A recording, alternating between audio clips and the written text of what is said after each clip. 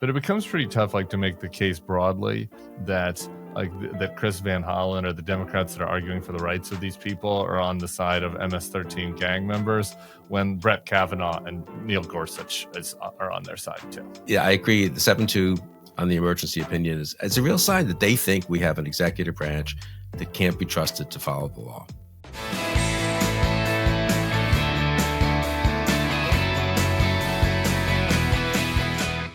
Hello and welcome to the Bulwark Podcast. I'm your host, Tim Miller. We have ended up with a double segment for your Monday pod today. My colleague Joe Perticone happened to be in Rome this morning for his wedding. And so we have a Catholic Rome correspondent who I spoke to about the death of Pope Francis, our first Jesuit pope, somebody that I feel a little, even as a lapsed Catholic, a little kindred spirit to, or maybe not kindred spirit, but a little connection to Papa Francisco, having been the first Jesuit pope, someone that has acknowledged the existence of gay Catholics and, treated them with humanity. Came to, I think, really recognition, washing the feet of AIDS patients in Argentina. It's a sad loss of Pope Francis. I get into that at greater length with Joe Perticone in segment 2. But up first, it's Monday. He's the editor at large of the Bulwark.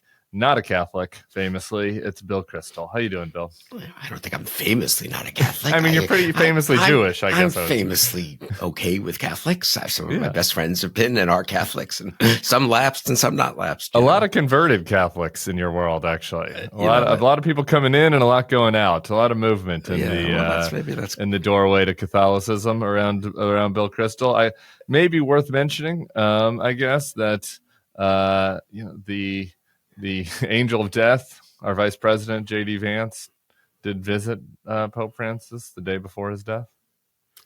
Yeah, I mean, it is a little striking. I don't follow the intra-Catholic controversies that much. I used to be kind of interested in it, but I've sort of lost touch. But he seems to have been a very decent man. I say as a non-Catholic, looking at it from the outside, he seems to have been a very decent man in an age that's not very decent in many ways. And in that respect, I think he was, I looked up to him, and I think he was an important public figure for non-Catholics as well. Don't you think in this moment? For sure. And it was a noteworthy change. If honestly, like much more in tone than in actual doctrine. There's a lot of, the traditionalists, the trad Caths here in America, tried to, I think, make him into something that he wasn't as far as radical change. I mean, I still can't get gay married in the church. There still aren't women priests, right? It was more about his tone and his rhetoric, which was a pretty striking change from the severe Pope Benedict. And I think that he was so old when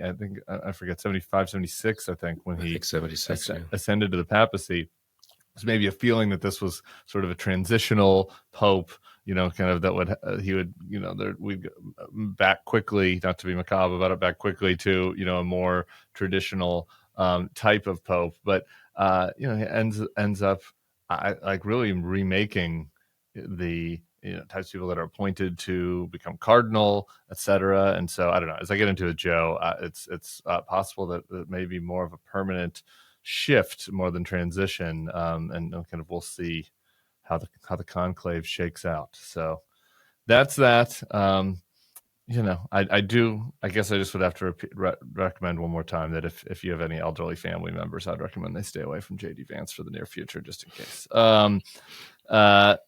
People that might be on their deathbed, how about that for a transition? Pete Hegseth is Secretary of Defense. A crazy Easter Sunday night series of leaks targeting Hegseth.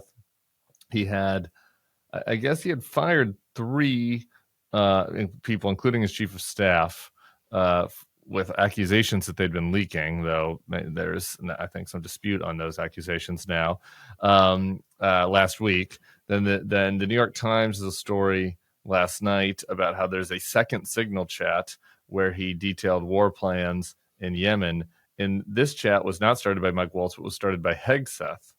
And it included his wife, his third wife, the former Fox News producer, included his brother, Phil Hegseth, his personal attorney, Why all these people needed to know when the planes were taking off for Yemen, it is unclear.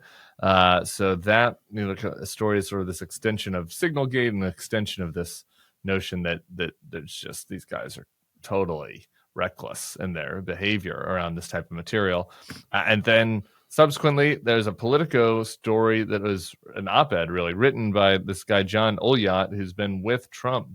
He's a Trump spokesman dating back to 2016 on national security issues. So a longtime Trump person. The article is like almost grotesquely sucking up to Trump to a degree that is hard to bear. But like once you get through all the Trump suck up stuff, I think that what she has to share to kind of get his bona fides out there.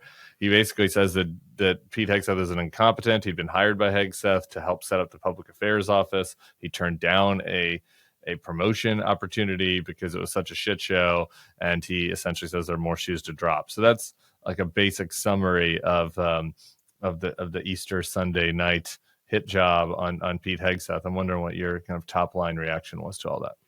No, an excellent summary, and you said it well last night on the video you did right away. I mean, this is one side note on the perils of being a early morning newsletter writer. I was planning to write on Hegseth. I watched your video, and I thought I read the same thing, the Times article and the Politico piece by Trump's former spokesman, and had basically the same thoughts you had, but thought I'd write a short thing this morning and just put in as a, just in the document that we do morning shots in, I just put in a headline, and then I was going to get up early this morning, which I did, to write it, which I did. And the headline I put in was "Goodbye and Good Riddance," just because. And I thought, then I woke up this morning to the news that the Pope had died, and I thought maybe not. Don't have that headline in morning shots; could be misunderstood. So I did change. At least I was alert enough to change that. And Joe has a wonderful piece in morning shots, really nice. Morning shots on the Pope, very similar to the conversation you had with him, of course, but. No, I mean, it's there. I mean, so a couple of points about Hegseth. It's, the degree of irresponsibility. The first, participating in the Waltz signal chat was bad. Sharing some of the military details in that chat was bad, but it was with at least his peers, his colleagues in the government. So he just forgot this wasn't on the right kind of phone, whatever. Yeah. This is a private.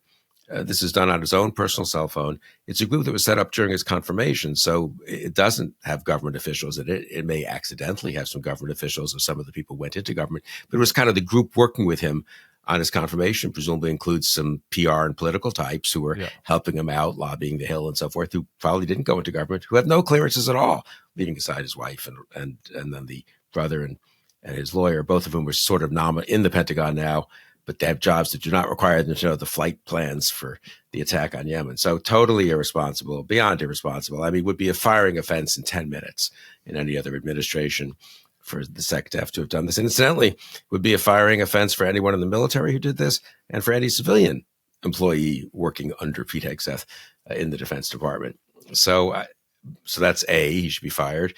B, the Republican senators might have known this was coming. They were warned by an awful lot of people, not just us, just by the evidence of his life that this kind of thing was going to be a big risk. And 50 out of 53 of them voted to confirm him. Really a disgrace. Any one of them could have stopped it, right? Any one of the 50. It is. It's worth just sitting on this for a second, because I feel like sometimes, even at the Bulwark, whose mission is to name and shame the Republicans, sometimes we gloss over it because it's just the expectations are like below the earth. Right. They're so low for these guys. But this is the thing. It was just utterly obvious to anyone, like my aunt who does not pay attention. You know what I mean? Like the guy at the corner store, right? Right. You don't have to pay attention to politics. Anybody looks at this person. Pete Hegseth had never run a large organization. He was a weekend Fox and Friends anchor, co-anchor. His personal life was a total disaster, right? And just he had problems with alcohol, whether or not he still does, debatable. But this was a grown man, at a work conference at 1 a.m. shouting at the hotel staff while drunk, while cheating on his mistress with a third person, the whole thing, and then allegedly assaulting her based on that married woman's testimony. And this is just a person that that it is a disaster across every possible metric. Like, there's just no way that you could look at this and say, well, his personal life is a problem, but like, look at his resume, or look at his experience running an organization, or he's run or he hasn't run a big organization, but he's shown a lot of great judgment in the other parts of his life, right? Like, there's nothing, like, and it was blatantly obvious he should not have this job running the world's largest and most important bureaucracy, really, are the U.S. military, and yet these guys support him. Tillis has additional private information about how reckless he is, and still goes to vote for him, still decides that his re-election prospects, which are looking pretty shitty right now anyway, are more important than just ensuring that the U.S. military is run by somebody who's like minimally competent to do the job. It is just really shameful that the senators did not take the opportunity to say, no, we can't do this. Like, deputy, let him give him some training wheels, or can we make him the spokesperson? Like, but we can't confirm this person, and so here we are. They could have. It's scary to vote publicly, I guess, against someone Trump is behind. Yeah, that's no excuse, of course.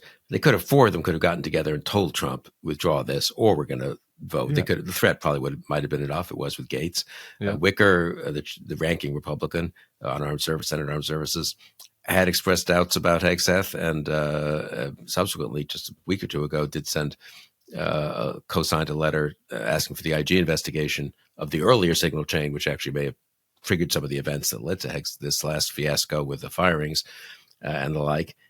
So he's sort of like popped his head up a tiny bit over the rampart, but again, too little, too late, and inexcusable. I absolutely agree. And you're right. We all.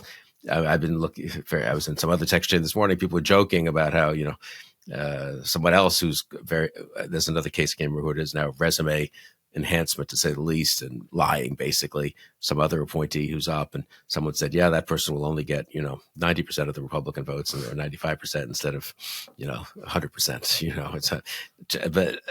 It is terrible. Yeah. Worth calling them out. Yeah, and it's worth mentioning that this unraveled in 3 months, and we're 3 months to the day from inauguration that these stories came out, and it's like, I mean, how bad how horrific of a manager do you have to be to take a job, and within a single quarter, somebody that you hired that says that they're a friend of yours is already going to thinks things are so bad that they need to go to the media and say, guys, we got to move on from this guy. And that is, I just think that's pretty notable, right? Yeah. I could feel these 3 months have felt like many years, but it's only been 3 months. No, totally. And also that you fired your chief of staff and deputy chief of staff, the two people who worked directly for you, not people who came up through other means, so to speak. Former and Trump Lloyd appointed, Austin hangovers or whatever. Yeah, or Trump appointees because they were buddies of his to be Secretary of the Army, or that kind of thing. People who worked directly, and the chief of staff to the deputy secretary of defense, who I believe was a Hegseth crony who was imposed on Feinberg. These three all get fired. They get anonymously smeared on the way out, apparently smeared on the way out of the door, that they had problems with this leak investigation. They may have leaked classified or sensitive material. They deny it, and apparently, and the guy Oyat reports that none of them has even had a lie detector test. So they lie and smear. Let me just read this little bit from him, because I think it's important. This is from the Oyat article. He said that Defense Department officials working for Hegseth tried to smear these fired aides anonymously to reporters, claiming they were fired for leaking sensitive information. Yet none of this is true, says Olya. While the department said that it would conduct polygraph tests as part of the probe, not one of the three has been given a lie detector test. In fact, at least one of them has told former colleagues that investigators advised him he was about to be cleared officially of any wrongdoing. Hegseth's team has developed a habit of spreading flat-out, easily debunked falsehoods anonymously about their colleagues. No, amazing. Now, one thing you noticed and you stressed last night, and I would say I actually noticed too, and this is probably both from our backgrounds, yours so much more in campaigns and dealing with the media in that way, and maybe a little more in government, I guess, but a couple of campaigns. Where did this story come from? Most people read, I find this all the time, that you and I, this is like our professional deformation. We read a story in the paper and the first question is less what did it say than why is that story there? Especially when it's 4 sources report. Like, well, who are the sources that would have known about this text chain, right? It's a dozen people. Maybe they blabbed about it a lot, but you probably have to be pretty close to Hegseth. Probably in DOD, maybe over in the White House, I suppose, possibly, to have leaked this. 4 people talking to the New York Times about this. I would say the knives are out for him, and this is the point you made, and it makes you edit, and probably some reinforcement from people still in the administration, not just the disgruntled aides, because that anyway. So I think that's pretty striking, right? I mean that they and the Trump pushback is very lame, I think. Didn't it? What was it? It was kind of a non-denial denial. This is the fake news press going at me. It's not classified. That was their pushback. Not that he didn't do it. It's not. Yeah, the flight plans of the F-15s are not classified information or sensitive information that shouldn't be shared on a non-secure cell phone with your wife and other friends, buddies. Like not military people? Nuts. So, I mean, I do think it doesn't prove that they're going to dump him. It proves that the knives are out for him. And it suggests to me that he could well be dumped in the next day or two. Do you think? Yeah. I mean, a day or two, I don't know. Like Trump is, famously stubborn in these cases. And it's sort of like, what is Hegseth saying? If Hegseth is on the side of Trump, I mean, he could definitely survive. Like we've been in plenty of these situations where it's like everybody around is like, Mr. Trump, this guy is crazy, but Trump doesn't care until the guy becomes a problem for him. So I think that it's based a lot more on that relationship. But regardless of whether he stays or not, just the fact that these people close supporters of Trump, close to Hegseth, are the ones that are trying to push him out, I think is telling. The other thing that you just from your experience in government, it's just worth maybe saying a word about is just like. You do get into these little bunkers and bubbles, and just like speak a little bit. We talked about last night about like the paranoia, right? Like the idea that you would like fire your close aides and then you're blaming them of things. It seems like a very unstable place for Hegseth to be. If you're kind of engaging in this in the media at this point. No, totally. I was struck by the paranoia too, and I think at one point one could make it look. He's done damage, in my opinion, to our national security in the 3 months he's been there. A lot of it would have been done anyway because the policies weren't his idea, and someone else would have pursued the idiotic culture war stuff and gotten rid of, taking down Jackie Robinson's portrait from the Pentagon and gotten rid of books in the Naval Academy and announced to the Europeans that we're no longer interested in defending Europe. All that stuff could have been done by some other Trump appointee as SecDef. But now that this has all happened, leaving him there is genuinely bad for our national security in a very deep way. I mean, what do you do if you're a serious person in the Pentagon now? I guess you try to work around him, but I mean, he is literally in the chain of command. I mean, just let's not forget, this is not like, Secretary of the Interior and it's a little guy's kind of embarrassing and you just have to sort of hope the department kind of runs itself. He's literally the next in the chain of command after the president, not even vice president, So he can't, the staff can't really run him on that. God knows whatever, So I think the degree to which he really does need to be, and this is where I come back to the senators, Roger Wicker, the serious, Tom Cotton, serious people who care about national security. It's intolerable, this situation that he's SecDef. And they need to tell the president that. And they need to say it privately if they want for a day or two, but then they need to say it publicly. Agree. Just real quick, since you mentioned a quick aside, my buddy Ryan Holiday, who does the Daily Stoic, some people might be familiar with his work. He's a non-political guy. Right. Yeah, has had MAGA people on his podcast. It's a podcast about the lessons that you can learn from the Roman Stoics, and he's written many books about that as well. And he wrote a book about kind of lessons in fatherhood for the Stoics that we did an interview about him. I think it was last Father's Day with them. If people want to go check that out. Anyway, he was supposed to speak at the Naval Academy. It wasn't the first time he spoke there, several times. Right. And they called him and were like, "Are you going to mention the book bans?" And he said, "Yeah, I mean, I own a bookstore. I write books. It's going to be about lessons from the Stoics, including, things such as you should engage with challenging ideas. You should engage with ideas that you don't believe in, or else you'll not be able to understand the opponent. Like that's part of, of war planning and battle planning." And so, he wasn't going to go. It wasn't a never Trump thing. It wasn't like having me speak there. It was, but there was going to be a reference to it. They canceled his speech, the Naval Academy. And this is all, again, like going back to this sort of ham-handed like attack on DEI from the TV host. I mean, I didn't know. I forgotten you'd interviewed. You talked to Holiday, and I don't know him at all personally, but he wrote a good piece in the New York Times about this a couple of days ago, which people should read. And the context in which he was going to bring this up, I believe, was he was going to talk about Admiral James Stockdale, a hero of his, and actually of mine too. And I met him once or twice, and always been concerned to try to redeem his reputation from that unfortunate vice presidential debate in 1992 when he was running with Perot, kind of unfair. Anyway, but he talked about how it helped him as a prisoner of war, heroic prisoner of war for 5 years in Hanoi, to have read Marx and to have read communist works. And he took a whole course at Stanford, I believe, where he read, it wasn't balanced even. They just read Marxist Leninist works. And this was not, and he writes about this in his book, and he's a genuine hero, and he's a hero at the Naval Academy. And even so, they remove Maya Angelou because it might corrupt the young midshipmen, I suppose. Crazy. One more thing on Hegseth, just really quick, is that the other interesting thing from the Olyat story is he has this titillating line towards the end. There are very likely more shoes to drop in short order with even bigger bombshell stories coming this week.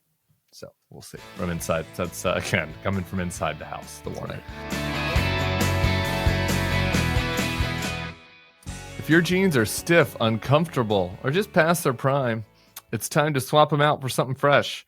Enter the perfect jean, stretchy enough to leap over puddles, stylish enough for a backyard crawfish boil, and comfortable enough to go from office to happy hour. Spring means random weather and plans, so you're going to need jeans to keep up with over 5,000 options of waist and length sizes, washes, and trendy fits, all super soft and stretchy yet durable. The perfect jean makes it super easy to find your perfect pair. That means you can look and feel perfect, whether you're battling a 40-degree morning commute or hanging out with the guys, having a beer, eating some oysters on an 80-degree, muggy New Orleans afternoon. For a limited time, our listeners get 15% off their first order plus free shipping at theperfectjean.nyc or Google The Perfect Jean and use code BULWARK15 for 15% off. Long time Bulwark listeners know I've been battling with my identity related to jeans. And I got to tell you, Coachella, it's the big jeans are in. The big jeans are in. It's tough for me as an elder millennial. As an elder millennial gay whose skinny jeans are so central to their identity. I have to admit something embarrassing. I was starting to like it. I like it. I'm getting it. I'm starting to get it. The silhouette's got to be right. You still got to have the skinny top for it to work for me. The baggy on baggy isn't really my thing. But I don't know. Slowly but surely, I might be exploring. And the perfect jean is a great opportunity to do that. Because as I mentioned, I got a bunch of sizes, a bunch of different options. I'm trying it. I'm working on it. The first one was maybe a small leap, towards a little less skinny jean.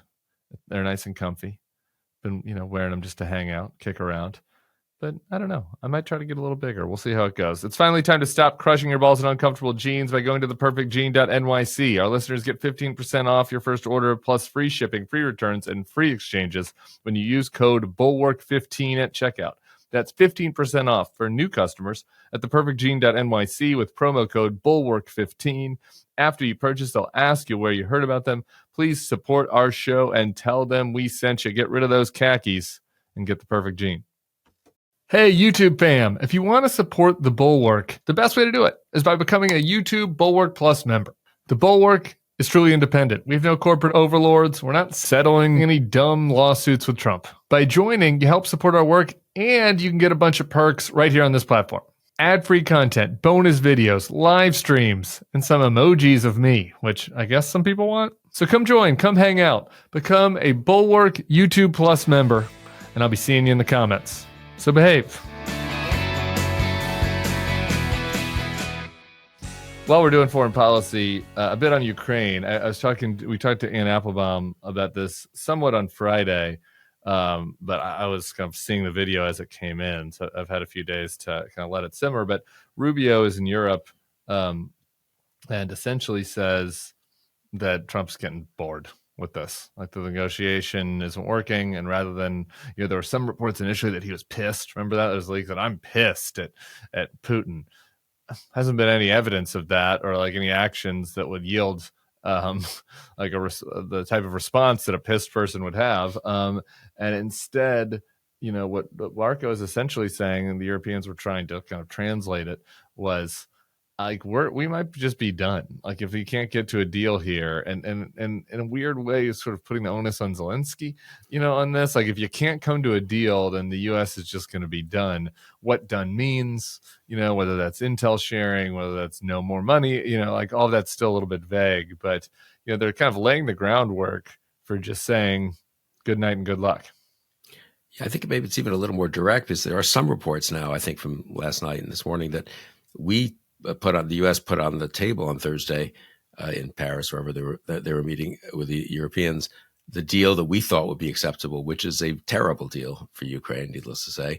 And that's sort of what Rubio is insisting they accept. So either way, you're absolutely right. The threat is that we walk away, and unless he just takes this deal that's a very bad deal and leaves Putin in a very strong position and lets Putin allows Putin to say that he will have succeeded in his brutal invasion, and also has the prospect of removing sanctions and stuff like that. So, it's what we've all expected, I guess. Again, it's sort of like this isn't a surprise. This has been the direction Trump and Vance and Hegseth and all of them have been going for since they took over, basically, and certainly since early February, mid-February, the Munich speeches. But still, terrible to see it.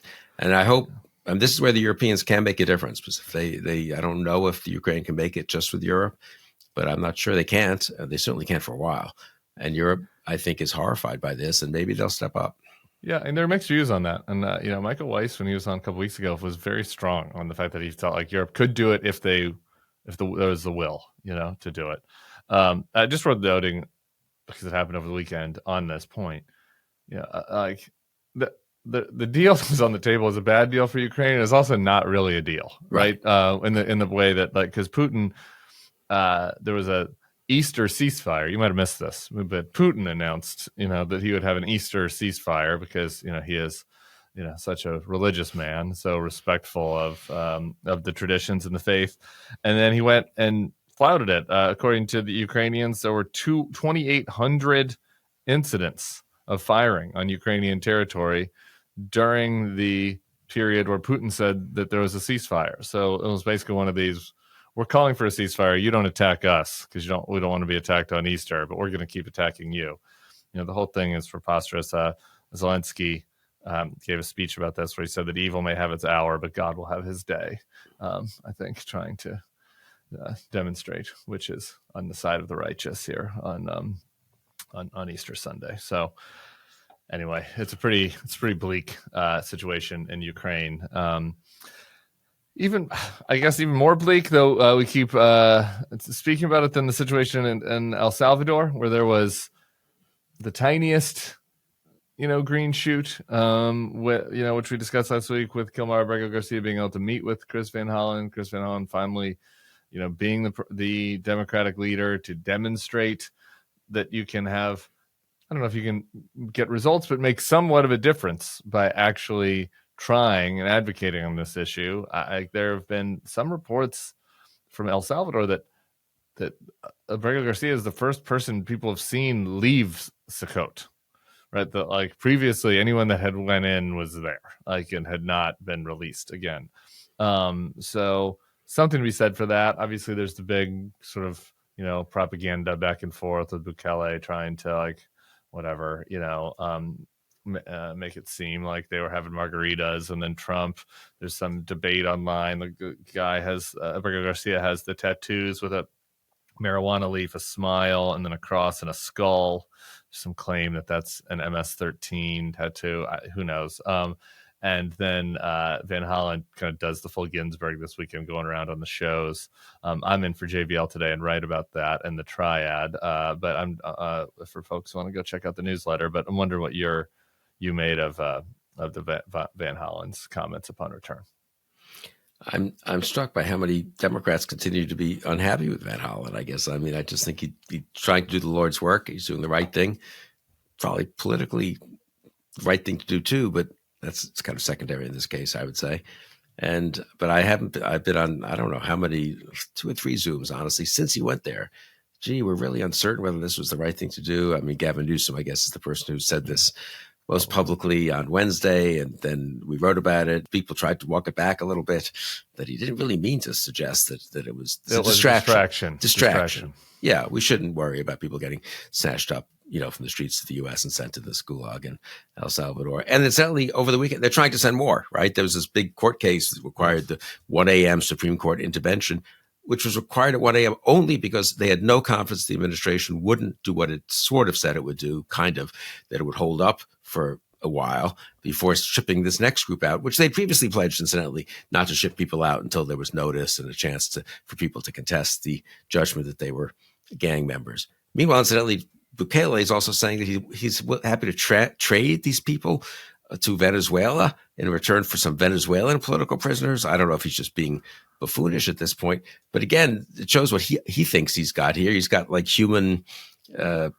capital, human prisoners he can sort of trade, like, traffic in, right, as, to get other people he wants. It's all beyond grotesque, and I'm glad Van Hollen did his best, I think, to protest about it, and also maybe to influence others in the government, including the courts, who do follow the news after all. And that's one thing I'm struck by, incidentally, just talking to some of the lawyers over the weekend, the degree to which judges, very different types of judges all around the country, now have discovered you can't believe what the Trump administration says, even in court. And that is a little, I think the courts have had this, maybe it's a conceit, but a kind of thought that, well, lawyers in court aren't going to be, bullshitting the way politicians do. That's kind of how it worked in the first Trump term. There was like this little rigmarole, right? Where they were basically honest in court. I don't want to overstate it. I'm sure that somebody who has a specific memory of a time where they lied in court, but like directionally, they would say one thing in court, right, that was closer to the truth. We'll put it that way. And then Trump would talk, or Spicer would talk, or whatever, and they would say something totally different, right? And at least in that way, right? Like the courts felt like they were dealing with, a counterparty in the government that was like at least giving them the true facts, regardless of how then the administration would act. Deep questions about that now. I mean, particularly when it comes to the immigration stuff. And this is what I wrote about, so I don't want to belabor the point. In the newsletter, people can get my long views. I'm so just disgusted with like the idea that there's even any debate to be had about what Van Hollen did and whether that's the right thing politically. For starters, like the election is just so far away that it's just so stupid to think like it's the hubris to think that some political strategist or some politician in Washington can know on April 21st, 2025, what will matter in November of 2026 is just like beyond comprehension. Like you people have no fucking idea. All right. Like you have no idea.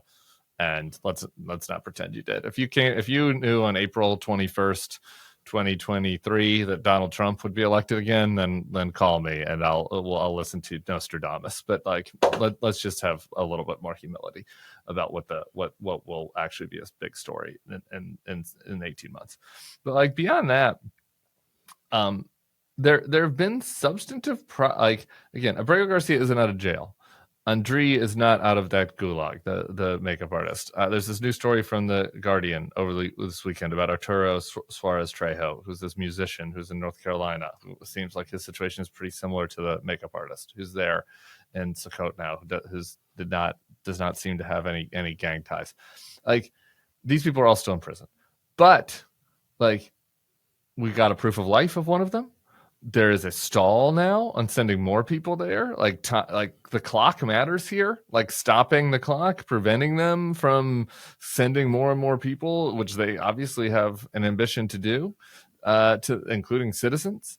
That like matters. That is a real policy difference, and that stall is happening because of the actions of the politicians and the lawyers and the judges. Right? Like all of this like matters in a substantive way, and I don't know, there was a poll that came out about the non-voters over the weekend that I thought was interesting.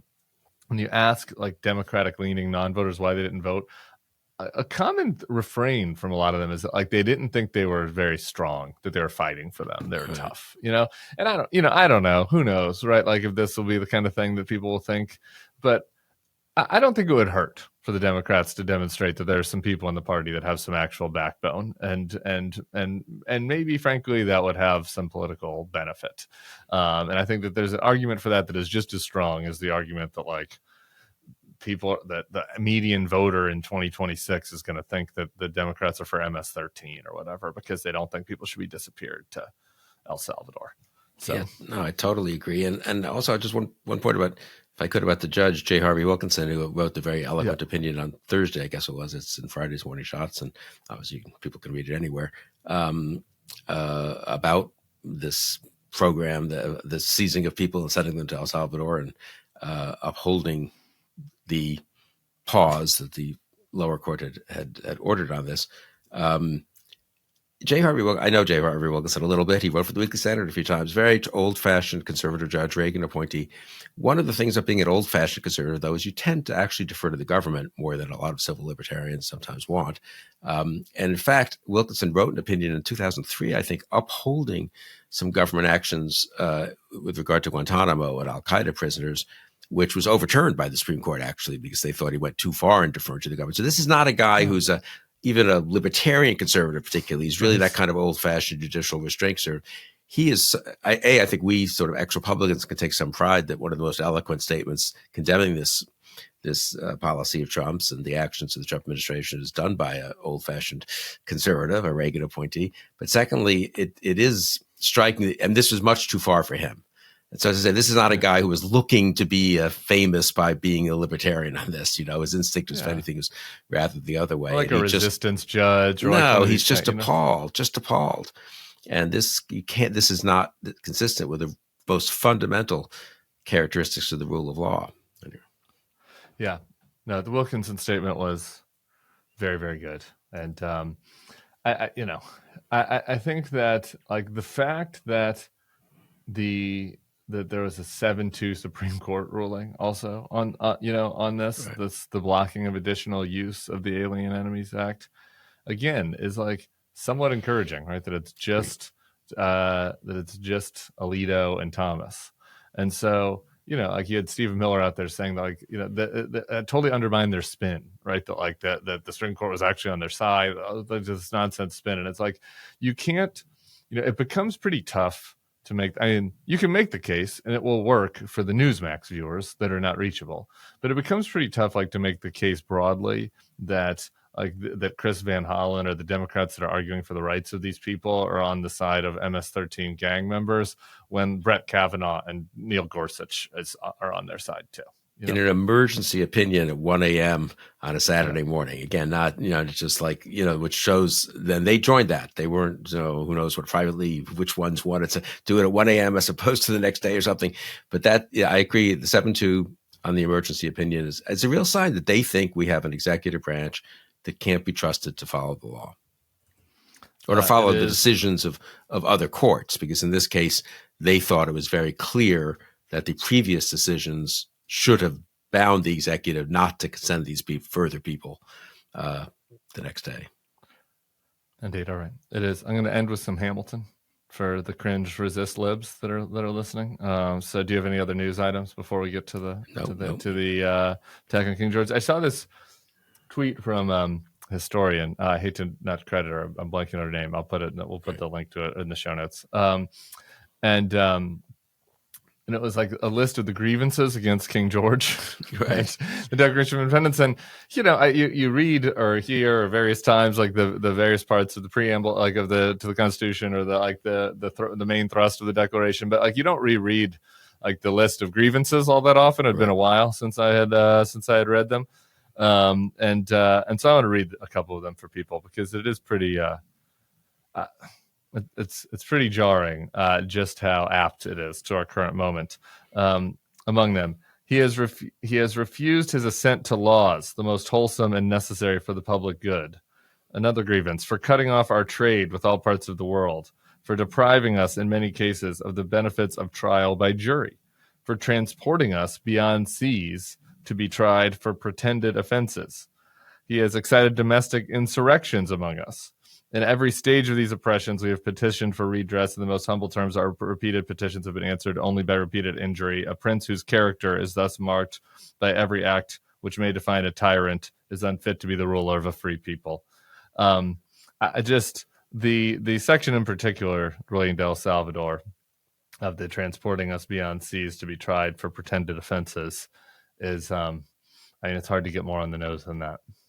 And I gather from my 5 minutes of research on this, and I vaguely remember this from decades ago when I knew a little more about this, that was actually a pretty big deal. I mean, that it was considered a real affront. I mean, that they were sending these colonists to England to be tried instead of being tried before a jury of their peers here in the colonies.